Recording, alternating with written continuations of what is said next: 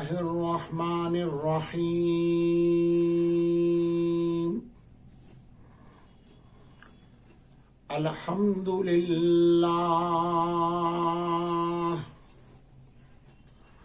الحمد لله وكفى وسلام على عباده الذين اصطفى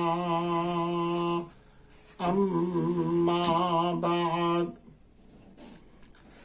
فأعوذ بالله من الشيطان الرجيم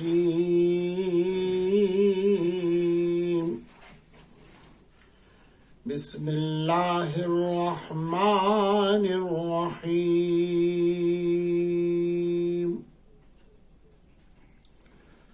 وما أرسلناك إلا رحمة للعالمين سبحان ربك رب العزة عما يصفون وسلام على المرسلين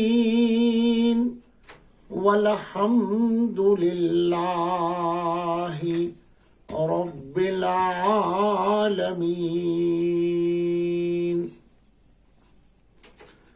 اللهم صل على سيدنا محمد وعلى آل محمد وبارك وسلم اللهم صل على سيدنا محمد وعلى آل محمد وبارك وسلم اللهم صل على سيدنا محمد وعلى آل محمد وبارك وسلم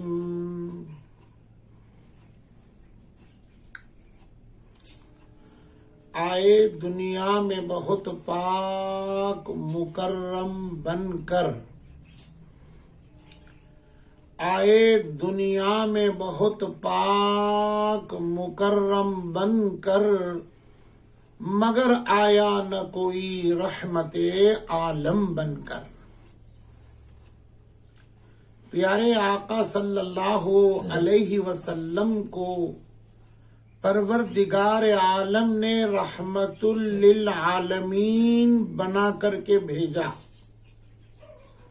اپنوں کا پرایوں کا دوست کا دشمن کا قریب والوں کا دور والوں کا درد رکھ کر کے اپنے رحمت کے قطرات سے ان کے غم کو خوشی میں بدلنے والا ان کے رونے کو ہنسنے میں بدلنے والا ان کے مشکلات کو آسان میں تبدیل کرنے والا وہی رحمت للعالمین طٰہٰ و یاسین تمام انسانوں میں بہترین حضرت محمد الرسول اللہ صلی اللہ علیہ وسلم کی ذات با برکت ہے اسی لیے ان کی شان میں یہ مصرع شروع سے ہی کہہ دیا آئے دنیا میں بہت پاک مکرم بن کر مگر آیا نہ کوئی رحمت عالم بن کر آج کے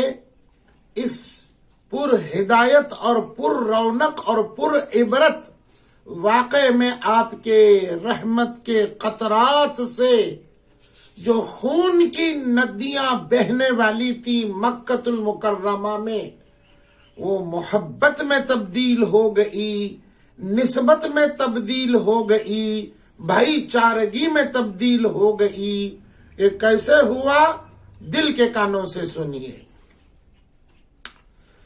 پیارے آقا صلی اللہ علیہ وسلم کی عمر مبارک 35 برس کی تھی کعبۃ اللہ کو تعمیر کرنے کا ارادہ آپ کے کنبے اور قبیلے کے قریشیوں نے کیا کعبۃ اللہ میں دراڑیں پڑ گئی تھی پتھر ہل گئے تھے پڑوس میں رہنے والی ایک خاتون کھانا بنانے کے لیے چولہے پر آگ سلگائی، ہوا زوروں کی آئی، آگ کا ایک شعلہ ہوا نے اڑا کر کعبۃ اللہ کے دیوار پر گرا دیا، غلاف کعبہ جل گیا۔ اس کے جلنے اور بھڑکنے کی وجہ سے پتھروں میں اور دیوار میں اور بھی کمزوری آ گئی۔ بارش اتنی زوروں کی ہو گئی، سیلاب کا ریلا کے ریلا آ کر کعبۃ اللہ میں ایسا جم گیا کہ اس نے دیواروں کے اندر سوراخ پیدا کر دیے۔ مکہ کے قریشی پہلے ہی سوچتے تھے کہ یہ کعبۃ اللہ بنا چھت کے ہے، اس کو چھت نہیں ہے، ایک دروازہ اندر جانے کے لیے اور دوسرا باہر جانے کے لیے ہے۔ مکہ کے قریشی لوگ جو ابھی اسلام اور ایمان نہیں آیا تھا، کفر پر اور شرک پر زندگی بسر کرتے تھے، لات عزا اور حبل کے نام پر چڑھاوے مانگ کر چڑھایا کرتے تھے۔ وہ سونا، چاندی، ہیرے، موتی، جواہرات، درہم، کعبۃ اللہ کے اندر ایک کنواں تھا، کھود رکھا تھا، اس میں وہ جمع کر کے رکھتے تھے، ڈھانپ دیا کرتے تھے۔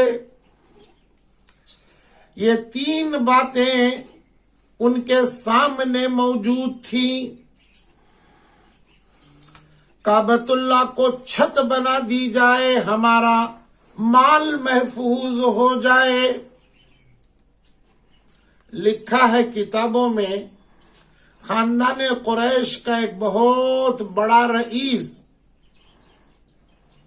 طاقتور مضبوط، ابو لہب جس کا نام ہے، اس نے خود مال کے حرص میں اور سونے کی لالچ میں کعبۃ اللہ کے اوپر سے جا کر اندر چھلانگ لگائی اور کنواں کھود کر کے اوپر کا ڈھکن نکال کر کے سونے کا ہرن اس نے چرا کے لیا۔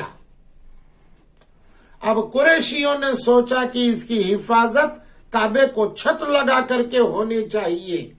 یہ آگ لگنے کی وجہ سے دراڑیں پڑ گئیں اور پانی اور سیلاب کے ریلے نے تو دیواروں کو اور کمزور کر دیا۔ ان تین باتوں کی وجہ سے قریشیوں نے، جو مکہ کے رئیس اور سردار تھے، کعبے کو از سر نو پورا شہید کر کے دوبارہ تعمیر کر دیا جائے۔ اب مختصر وقت میں آپ کو یہ بھی بتاتا چلوں، ایک بات کا تو جواب آپ کو مل ہی گیا کہ کعبۃ اللہ موجود تھا تو یہ تعمیر کی نوبت کہاں سے آئی؟ یہ تین وجہ سے نوبت آئی۔ آپ کو معلوم ہونا چاہیے یہ کعبۃ اللہ 10 مرتبہ از سر نو زمین کے برابر اور زمین کے نیچے اس کی بنیادوں سمیت 10 بار تعمیر ہو چکا ہے۔ سب سے پہلے نمبر پر سیدنا حضرت آدم علیہ السلام کا وجود زمین پر نہیں تھا۔ اس وقت 2000 برس پہلے آدم کے فرشتوں نے اس جگہ پر کعبے کی تعمیر کی، جبکہ کعبۃ اللہ جہاں ہے وہاں پانی ہی پانی تھا اور ایک بڑبڑا، ایک بلبلا وہاں ابھرا ہوا تھا، ابھرتا تھا اور فرشتے اس کا طواف کرتے تھے۔ یہ پہلی تعمیر فرشتوں کی ہے۔ دوسری تعمیر سیدنا حضرت آدم علیہ السلام کی ہے۔ اما حوا اور آدم کی ملاقات مقام عرفات پر ہوئی، گفتگو اور ملنے کے بعد دونوں مل کر آئے اور کعبۃ اللہ کی تعمیر کی۔ تیسرے نمبر پر ان کے بعد ان کی اولاد میں حضرت شیس علیہ السلام نے کی۔